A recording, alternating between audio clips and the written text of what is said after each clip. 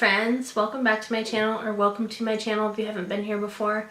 I'm Erin, and for today's video we are doing part 2 of my latest Reddit scary story that I've been doing, which is I'm a search and rescue officer for the US Forest Service. I have some stories to tell. Now, first of all, excuse me for looking like the Hot Mess Express. It's late. I figured I would go ahead and video this while I was still awake and feeling a little froggy to film a video, so excuse my messy hair, lack of makeup. Anyway, if you haven't checked out the first video of this, I would recommend go ahead and checking that one out first. It's not like this is a tale that has a long continuation. It's kind of like a grouping of different stories that this one person is telling. But if you watch the first video, you'll definitely have more of an idea of what's going on with this whole story that's going on. So I looked ahead and remember when I said I wasn't going to do another series for a while? Welp, I looked at this one. This particular Reddit story has 8. That's right, 8 parts. So this is going to be spread out for a while. I'm going to try to get one out every other week, but we'll see how that goes. But in any event, I'm going to go ahead and jump right into getting back into the story because this update in particular is a little bit long. Okay, so this is part 2 of I'm a search and rescue officer for the US Forest Service. I have some stories to tell. Excuse the snoring. Little Dixie's underneath my desk, taking a snooze. Anyway, let's jump into the story. So I logged back on tonight and was blown away by the staggering amount of interest this seems to have generated. First of all, I'll address a few things that you guys have brought up. There's been an overwhelming amount of people mentioning the similarity between some of my stories and those of David Paulides. I have no idea who David Paulide is. I should probably look that up and figure it out. Let me do that real quick. So apparently David Paulide is a cryptozoologist, so that's somebody who kind of looks for like out of the ordinary zoological things like Bigfoot. And I guess that's what this guy is known for, is looking for Bigfoot and writing books about Bigfoot. So that's who David Paulides is, in case you were wondering. Anyway, back into it. I assure you I'm not trying to rip him off in any way. I've got nothing but respect for the guy. He's actually what inspired me to write this, because I can verify a lot of the things he talks about. We do have a lot of these strange missing persons cases, and most of the time they aren't solved. Either that or we find them in places they have no business being. I personally haven't been on many calls like that, but I'll share a few that I've seen and a story my friend told me that relates to this. There was a lot of feedback about the stairs, so I'll touch on that briefly here, and I'll also include a story. They come in a variety of shapes, sizes, styles, and conditions.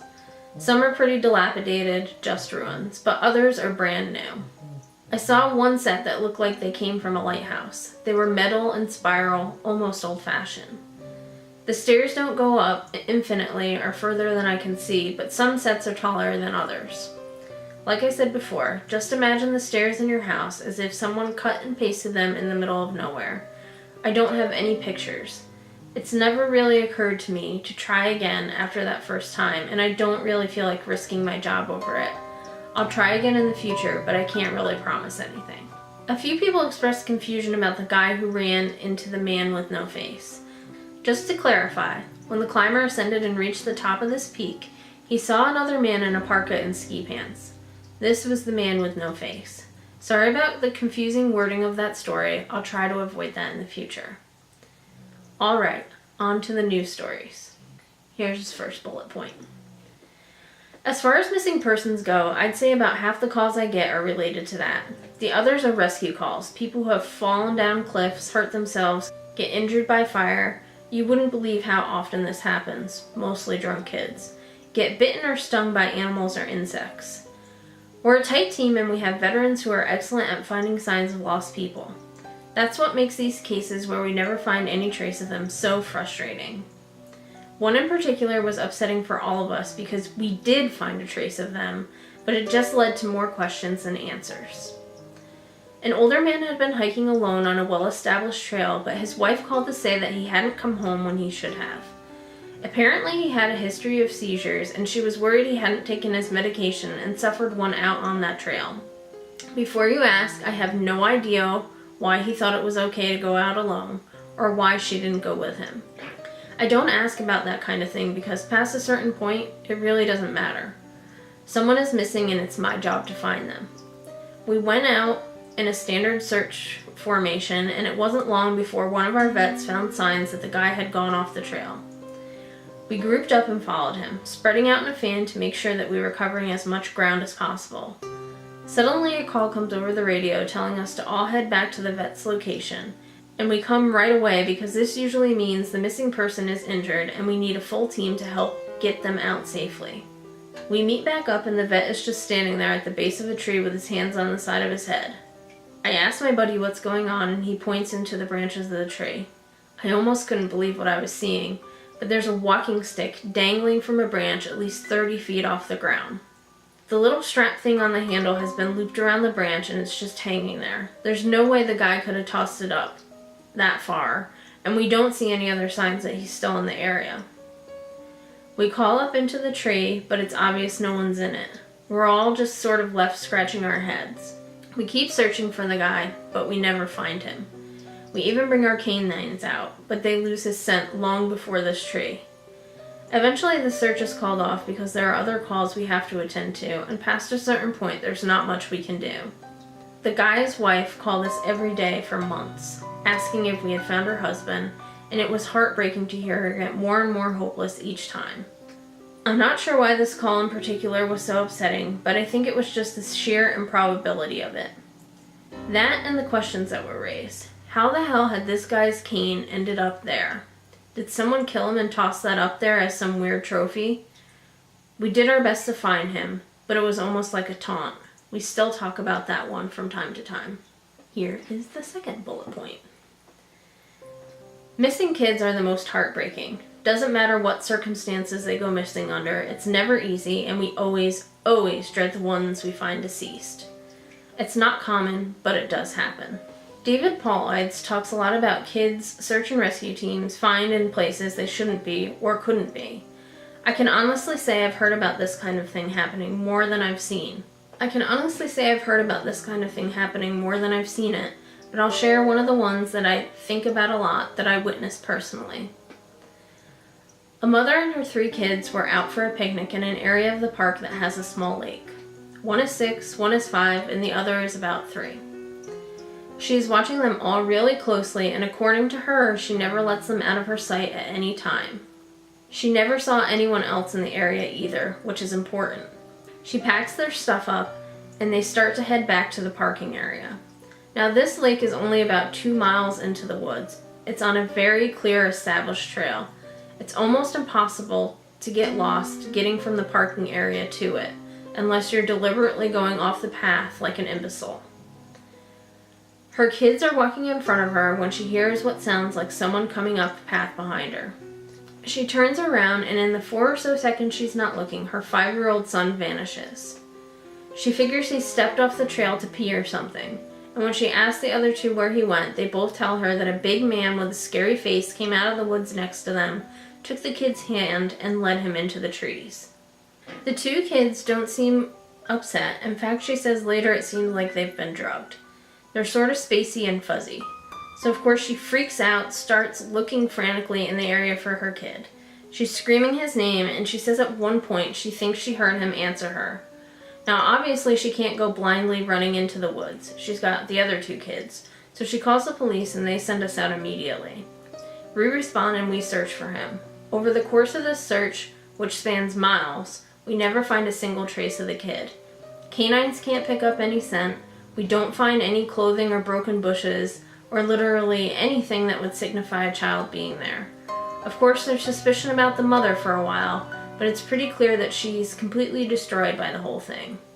We looked for the kid for weeks, with a lot of volunteer help, but eventually the search peters out, and we have to move on. The volunteers keep searching though, and one day we get a call on the radio letting us know that a body has been found and needs to be recovered. They tell us the location and none of us can believe it. We figure it has to be a different kid. But we go out there about 15 miles from the site where he vanished, and sure enough, we find the body of the kid we've been looking for. I have been trying to figure out how this kid got where he did ever since we found him, and I've never come up with an answer. A volunteer just happened to be in the area because he figured he might as well look in places no one else would think to on the off chance the body had been dumped. He comes to the base of a tall, rocky slope, and halfway up he sees something. He looks through his binoculars, and sure enough, it's the body of a little boy stuffed in a little opening in the rock. He recognizes the color of the kid's shirt, so he knows right away that it's the missing boy. That's when he calls it in, and we're dispatched. It took us almost an hour to get his body down, and none of us could believe what we were seeing. Not only was this kid 15 miles from where he had started, there was no possible way he could have gotten up there on his own. This slope is treacherous, and it's hard even for us with our climbing gear. A 5-year-old boy had no way of getting up there, of that I'm certain. Not only that, but this kid doesn't have a scratch on him. His shoes are gone, but his feet aren't damaged or dirty, so it wasn't as if an animal dragged him up there. And from what we can tell, he hasn't been dead that long. He'd been out there over a month at that point, and it looked like he had only been dead for at most a day or two. The whole thing was unbelievably strange, and was one of the most disconcerting calls I've ever been on. We found out later that the coroner determined the kid had died from exposure. He'd frozen to death. Probably late at night, 2 days before we found him. There were no suspects and no answers. To date, it's one of the weirdest things I've ever seen. That one's creepy and sad. So here is the next bullet point. One of my first jobs as a trainee was a search op for a 4-year-old kid that had gotten separated from his mom. This was one of those cases where we knew we were going to find him because the dogs were on a strong scent trail and we saw clear signs that he was in the area. We ended up finding him in a berry patch about half a mile from where he had last been seen. Kid wasn't even aware that he had wandered that far. One of the vets brought him back, which I was glad for because I'm really not good with kids, and I find it hard to talk to them and keep them company. As my trainer and I are headed back, she decides to take me on a detour to show me one of the hot spots where we tend to find missing people. It's a natural dip in the land near a popular trail, and people will usually move downhill because it's easier. We hike out there, it's a few miles away, and we get there in about an hour or so. As we're walking around the area, she's pointing out places she's found people in the past. I see something in the distance. Now the area we're in is about 8 miles from the main parking area, though there's back roads you can take to get closer if you don't want to hike that far. But we're on state protected land, which means there can't be any kind of commercial or residential development out here. The most you'll ever see is a fire tower or a makeshift shelter that homeless people think they can get away with building. But I can see from here that whatever this thing is has straight edges, and if there's one thing you learn quickly, it's that nature rarely makes straight lines. I point it out, but she doesn't say anything. She just hangs back and let me wander over and check it out. I get within 20 feet of it and all the hair on the back of my neck stands up. It's a staircase.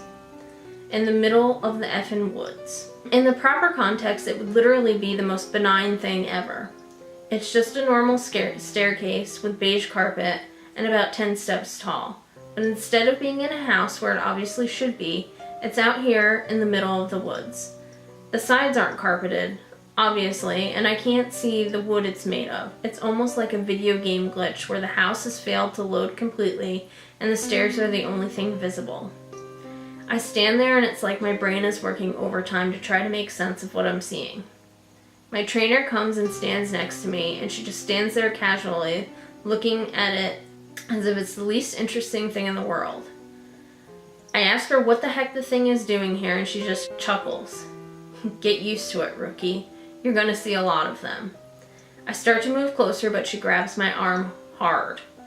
I wouldn't do that, she says. Her voice is casual, but her grip is tight, and I just stand there looking at her. You're gonna see them all the time, but don't go near them. Don't touch them, don't go up them, just ignore them. I start to ask her about it, but something in the way she's looking at me tells me it's best if I don't. We end up moving on, and the subject doesn't come up again for the rest of my training. She was right though. I'd say about every 5th call I go on, I end up running across a set of stairs. Sometimes they're relatively close to the path, maybe within 2 or 3 miles. Sometimes they're 20, 30 miles out, literally in the middle of nowhere. And I only find them during the broadest searches or training weekends. They're usually in good condition, but sometimes it looks like they've been out there for miles. All different kinds, all different sizes. The biggest I ever saw looked like they came out of a turn-of-the-century mansion and were at least 10 feet wide with steps leading up at least 15 to 20 feet. I've tried talking about it with people, but they just give me the same response my trainer did. It's normal. Don't worry about it. They're not a big deal, but don't go close to them or up them. When trainees ask me about it now, I give them the same response. I don't really know what else to tell them. I'm really hoping someday I get a better answer, but it hasn't happened yet. Okie dokie. Next bullet point. This is another one that was less spooky and more sad. A young man went missing late in the winter when realistically no one should go out that far onto the trails. We close a lot of them, but some remain open year-round unless there's a crap load of snow. We didn't opt for him, but we had about 6 feet of snow on the ground. It was an unusually heavy snow year. And we knew it wasn't likely we'd find him until spring when the thaw came. Sure enough, when the first big thaw came, a hiker reported a body a little ways off the main trail. We found him at the base of a tree in a pile of melted snow. I knew right away what had happened, and it scared the living crap out of me. Most of you who ski or snowboard or spend any amount of time on a mountain will probably have guessed too. When snow falls, it doesn't collect as thick in areas beneath the branches. It happens most with fir trees because they have sort of a closed umbrella shape. So what you end up with is a space around the base of the tree that's filled with a mixture of loose and powdery snow, air, and branches. They're called tree wells, and they're not immediately obvious if you don't know what you're looking for. We put up signs in the Welcome Center, big ones, letting people know how dangerous they are. But every year we get an unusual amount of snow, at least one person doesn't read them or doesn't take the warnings seriously, and we find out about it in the spring. My best guess is this young man was hiking and got tired, or maybe a cramp from walking in the deep snow. He went to go sit at the base of the tree not knowing that there was a tree well and fell in. He got stuck with his feet up and the surrounding snow caved in around him. Unable to free himself, he suffocated. It's called snow immersion suffocation, and it doesn't usually happen except in really deep snow. But if you got stuck in a weird position like this guy did, even 6 feet of snow can be lethal. What scared me the most was imagine how he must have struggled, upside down in the freezing cold. He didn't die quickly. The snow would have formed a dense, heavy pile on top of him, and it would have been literally impossible to get out. As it got harder to breathe, he would have known what was happening. I can't even imagine what he was thinking in his last moments. Okie dokie, last bullet point. A lot of my less outdoorsy friends want to know if I've ever seen the goat man while I've been out on calls. Unfortunately, or I guess fortunately, I've never had anything quite like that happen. I guess the closest thing was the whole black-eyed man thing, but I didn't see anything. However, there was one call where I had something kind of similar happen, but I'm not sure I'm willing to chalk it up to Goat Man. We'd gotten a report that an older woman had fainted along one of the trails and needed assistance getting back down to the main area. We hike up to where she's at and her husband is just beside himself. He runs, well, I guess more jogs to us, and tells us that he was a little ways off the trail looking at something when his wife starts screaming behind him. He runs back to her and she's passed out on the trail. We get her on a backboard, and as we're getting her down to the Welcome Center, she comes to and starts screaming again. I calm her down and ask what happened. I can't remember verbatim what she said, but essentially what happened was this. She'd been waiting for her husband when she started hearing this really strange sound. She said it sounded sort of like a cat, but it was off somehow, and she couldn't quite figure out why. She went a little ahead to try to hear it better, and it sounded like it was coming closer. She said the closer it got, the more uneasy she was, until she finally figured out what was wrong. I do remember this next part because it was so weird, and I don't think I could forget it if I tried. It wasn't a cat. It was a man saying the word meow over and over. Just meow, meow, meow. But it wasn't a man. It couldn't have been, because I've never heard a man make his voice buzz like that. I thought my hearing aid was going out, but it wasn't. I'd adjusted it and still sounded all buzzy. It was awful. He was coming closer, but I couldn't see him. And the closer he got, the more scared I was. And the last thing I remember was a shape coming out of the trees. I guess that's when I fainted. Now, obviously, I'm a little perplexed as to why a guy would be out in the woods chanting meow meow at people. So once we got down the mountain, I tell my superior that I'm going to search the area to see if I can find anything. He gives me the go-ahead, and I grab a radio and hike back to where she fainted. I don't see anyone, so I keep going about a mile more, and when I head back, I go off the trail to see if I can figure out where she saw him coming from. It's almost sunset by this point, and I don't have any desire to be out at night alone, so I just sort of write it off and make a mental note to check it back out tomorrow. But as I'm headed back, I start to hear something in the distance.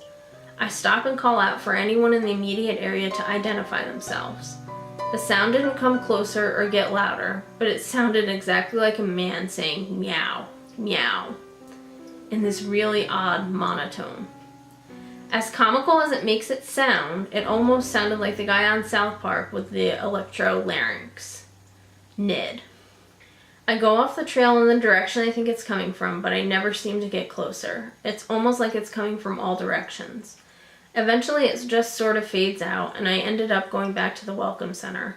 I didn't get any further reports like that, and even though I went back to that area, I never heard the exact sound again. I suppose it could have been some stupid kid out here messing with people, but even I have to admit it was weird. So that's it for the stories, but this is what it says down at the bottom.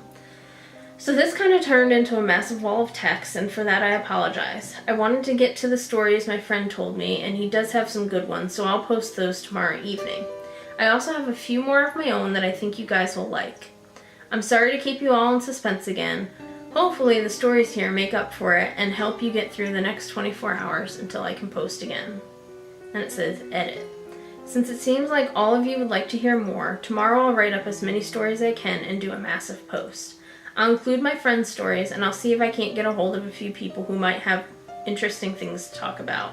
I just wasn't sure how people felt about big, huge walls of text, but if you're okay with it, I'll post lots of stories. And that's it for that update.